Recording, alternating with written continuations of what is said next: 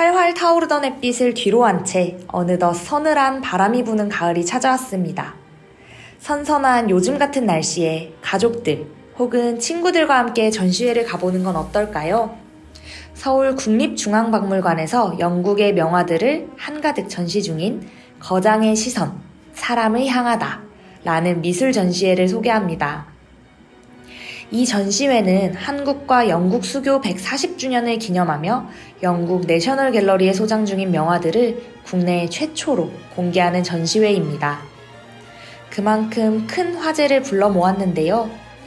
모네, 고갱, 반 고흐 같이 유명한 서양 화가들의 작품을 관람할 수 있습니다. 인기가 많아 너도 나도 앞다투어 예매하기 때문에 표가 순식간에 매진될 정도라고 하네요. 온라인으로 사전 예매가 가능하지만 매진으로 예매하지 못하신 분들은 현장 예매도 가능합니다.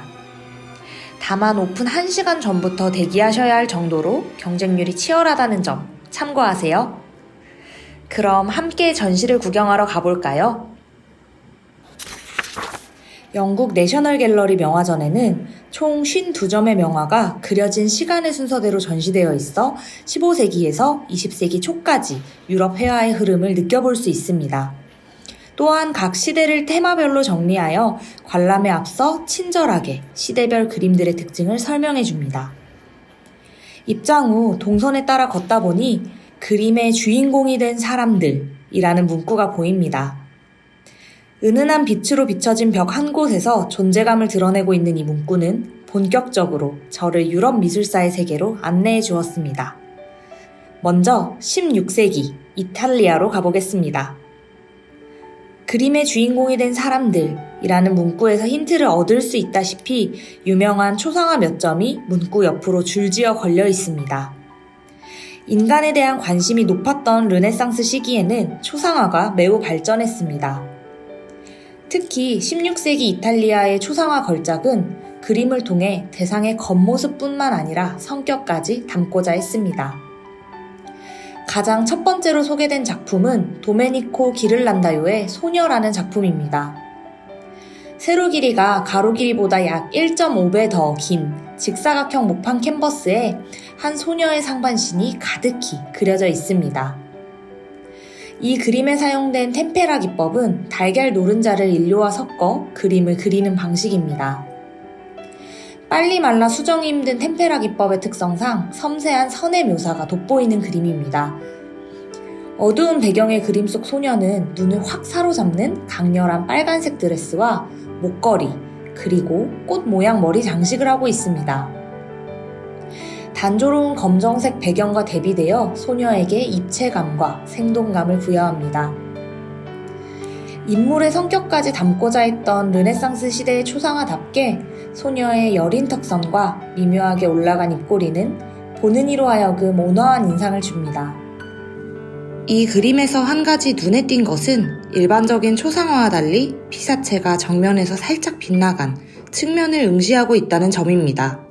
알고 보니 16세기 이전의 초상화들은 동전에 나오는 위인의 모습처럼 인물이 완전히 옆을 보고 있는 측면의 얼굴만 그렸다고 합니다. 그런 의미에서 이 소녀라는 작품은 인물의 반측면을 화폭에 담아냄으로써 오늘날 초상화의 전형에 한층 더 다가서는 시도를 한 작품입니다. 다음은 야코포 틴토렌트의 빈첸초 모로시니입니다. 성인 남성 손뼉의 3배는 돼 보이는 가로폭에 그보다 약 2배 더 긴 세로폭의 커다란 캔버스에는 빈첸초 모로시니라는 인물로 추정되는 노인의 상반신이 꽉 차게 그려져 있습니다. 노인은 정면을 응시하고 있어 마치 관객과 눈을 마주치고 있는 것 같습니다. 노인의 정수리에는 숱이 많지 않은 흰머리가 희끗희끗 나 있으며 그에 반해 숱이 많은 흰 수염은 그의 윗입술과 목을 덮을 정도로 길게 나 있습니다. 그는 영국 황실에서 입을 법한 고급스러운 벨벳 재질의 망토를 입었으며 세월로 인해 색은 바랬으나 그 위엄은 결코 바래지 않은 듯한 금색 띠를 왼쪽 어깨에 두르고 있습니다. 훤히 드러나는 이마에 넘실대는 파도처럼 새겨진 주름살과 깊게 패인 볼과 눈, 푹 꺼진 애교살과 미세하게 처져 있는 입꼬리는 노인이 살아온 세월의 흔적을 여실히 드러냅니다. 하지만 고집스럽게 생긴 다부진 코와 굳게 담은 입은 용맹해 보이며 특히 무심한 듯 정면을 응시하고 있는 두 눈동자는 인간의 본질을 꿰뚫는 듯한 시선을 그림 너머로 보내옵니다. 설명을 읽어보니 그림 속 인물은 황금 스톨 기사단의 기사였으며 어깨에 두르고 있는 황금색 띠가 이 기사단의 상징이었다고 합니다. 화가 틴토레토는 이 기사의 예민하고 날카로운 성격을 위엄있게 담아내려고 하였다는데 그의 의도가 그림에서 고스란히 느껴져 신비로웠습니다. 다음 테마는 일상의 풍경과 사람들입니다. 하늘에는 온몸을 포근하게 감싸줄 것만 같은 새하얀 구름이 가득 차 있고 땅에는 마치 구름과 맞닿을 정도로 우뚝 솟아있는 나무와 우거진 풀잎들이 배경을 이룹니다. 그 안에서 남자와 여자 그리고 아이가 서서 함께 이야기를 나누는 모습이 유독 정감이 갑니다. 메인더르트 호베마의 작은 집이 있는 숲 풍경이라는 그림인데요.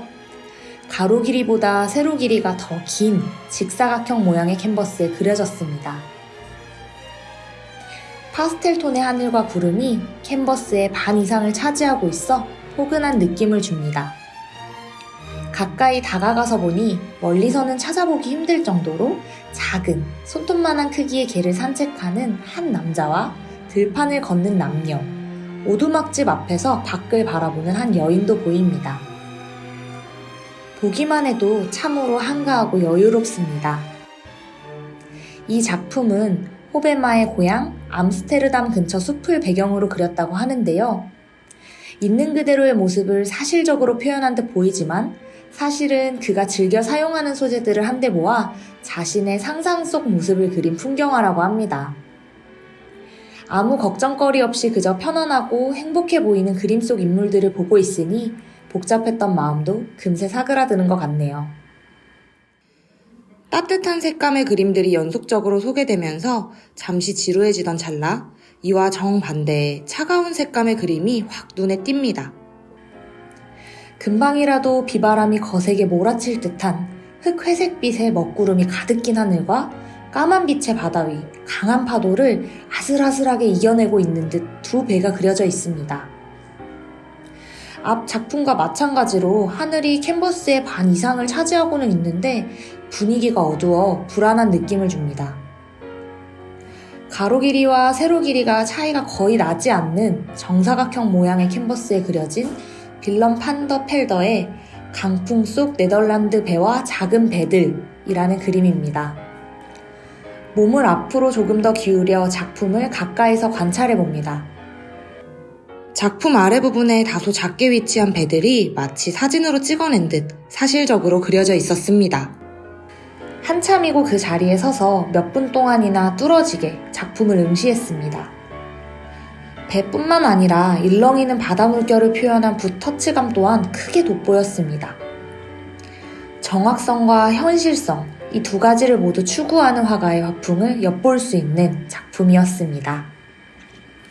한참을 고전화풍이 주는 신비로움에 빠져있다 문득 그림마다 그림을 비추는 빛의 위치가 조금씩 다르다는 것을 깨달았습니다. 조명이 그림에서 중요한 부분을 중점적으로 비추면서 관람객의 시선이 어디로 향해야 하는지 길잡이 역할을 해주고 있었거든요. 이런 디테일에서 전시의 친절함이 엿보여서 미소를 살포시 지었습니다. 다음 세계는 19세기의 영국입니다. 18에서 19세기 영국은 자연과의 교감을 중요시하는 낭만주의가 유행했습니다. 그러면서 풍경화의 걸작이 탄생한 시기로도 아주 유명한데요. 멋진 풍경화를 감상할 생각에 가슴이 벌써 설렘으로 부풉니다. 첫 번째로 소개된 풍경화는 클로드 로랭의 성 우르슬라의 추랑입니다.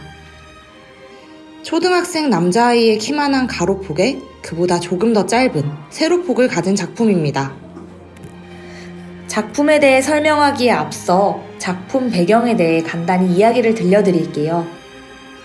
우르슬라는 성인들의 이야기를 엮은 13세기 책 황금 전설에 나오는 영국의 공주입니다. 11,000명의 시녀와 함께 로마로 순례를 떠나고 돌아오는 길에 독일 쾰른에서 한 유목민족 우두머리의 청혼을 거절한 대가로 화살에 쏘여 죽게 됩니다. 그리고 이 장면을 그림으로 옮긴 게 바로 성 우르슬라의 출항이라는 지금 이 그림인데요. 그림의 왼편에는 로마에서 볼 법한 원기둥으로 세워진 고대 건축물과 큼직한 계단들이 크게 그려져 있습니다. 계단 위에는 우르슬라와 함께 순례를 떠난 수많은 시녀들이 손가락 한마디 정도로 작게 그려져 있습니다. 혼란스러운 상황에 갈팡질팡하는 듯이 보이기도 하네요. 건물 오른편에는 강물이 흐르고 있습니다. 출항하는 배 5-6척과 그 위에서 짐을 싣고 있는 여러 명의 선원들, 그리고 그 뒤로 이 모든 상황을 지켜보고 있는 해가 보입니다. 한정된 캔버스 안에 이토록 웅장한 배경을 세밀하게 묘사했다는 점에서 경이로움이 절로 느껴지는 그림입니다.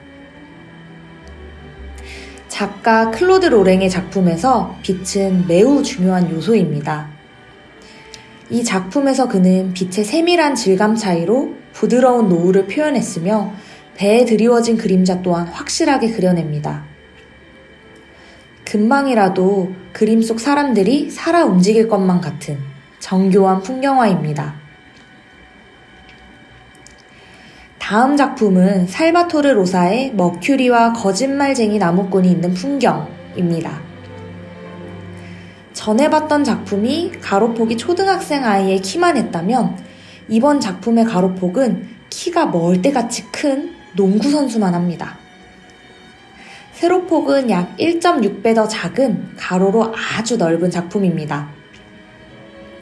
이 작품은 이솝우화 중 한국에서는 금도끼, 은도끼로 잘 알려져 있는 머큐리와 나무꾼 이야기의 한 장면을 그림으로 그렸습니다. 풍경화답게 인물보다는 배경의 웅장함에 시선이 가장 먼저 가는 작품입니다. 그림 한가운데에 그려져 작품의 절반 이상을 차지하고 있는 거대한 나무와 빠른 붓질을 보여주는 거친 질감은 자연의 숲이 주는 공포를 고스란히 담아냅니다. 당장이라도 번개가 칠 것만 같은 구름, 포악한 도마뱀의 피부와 닮은 거칠거칠한 통나무 줄기, 그리고 여기저기 아무렇게나 솟아있는 나뭇가지는 인간이 감히 통제할 수 없는 격정적인 자연의 느낌을 더해줍니다. 하지만 그림 왼쪽 하단 구석 작은 강에 밝은 색의 윤슬을 그려 넣어 완전히 없어지지 않은 빛을 표현합니다. 세밀하게 들여다볼수록 새로운 것들이 보여 그림 앞에 한참을 서 있게 하는 그런 작품입니다. 마지막으로 인상주의 작품을 감상하러 가보실까요? 작품을 보자마자 화가가 누구일지 단번에 예상이 가네요. 가로 길이와 세로 길이가 비슷한 크기의 캔버스에 그려진 고갱의 창문 앞 과일 그릇과 맥주잔입니다. 갈색 나무 탁자에 놓인 형형색색의 다양한 과일들이 쇠 그릇과 흰색 보자기 위에 살포시 놓여 있습니다.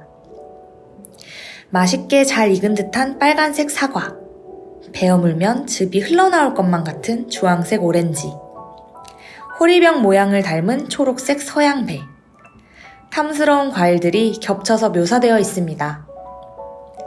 그 옆엔 손 한 뼘 정도 높이의 작은 맥주잔도 함께 놓여 있네요. 그림의 위쪽에는 마을의 풍경이 보이는 창문도 살짝 보입니다. 창문 앞 과일 그릇과 맥주잔, 이 제목 그대로의 모습을 한눈에 확인할 수 있는 작품입니다. 15세기부터 19세기까지의 많은 거장들의 명화를 감상했는데요. 작품 수만큼이나 많이 걷고, 듣고, 보고, 생각했습니다. 익숙한 그림들은 잊고 있던 추억을 마주한 듯 반가웠고, 처음 보는 그림들은 배워갈 수 있음에 즐거웠습니다. 전시장을 나오면서 지금으로부터 600여 년 전의 미술작품을 마음껏 감상하고 해석하고 또 누구나 자유롭게 예술을 창작할 수 있는 시대에 살아가고 있음에 새삼 감사함을 느꼈습니다. 그림은 몇백 년의 시간을 거쳐서 끊임없이 발전해왔습니다. 신을 올려다보았던 시선은 인간에게로 낮춰졌고, 권력을 얻기 위해서 이용되었던 수단은 모두가 즐길 수 있는 예술로 바뀌었죠. 그리고 그 예술은 지금도 계속해서 성장하고 있습니다. 지나온 과거를 통해 앞으로의 미술에 대해서도 생각해 볼 수 있게 되는 훌륭한 전시였습니다. 지금까지 글의 김윤서, 김진희, 목소리의 이혜인이었습니다.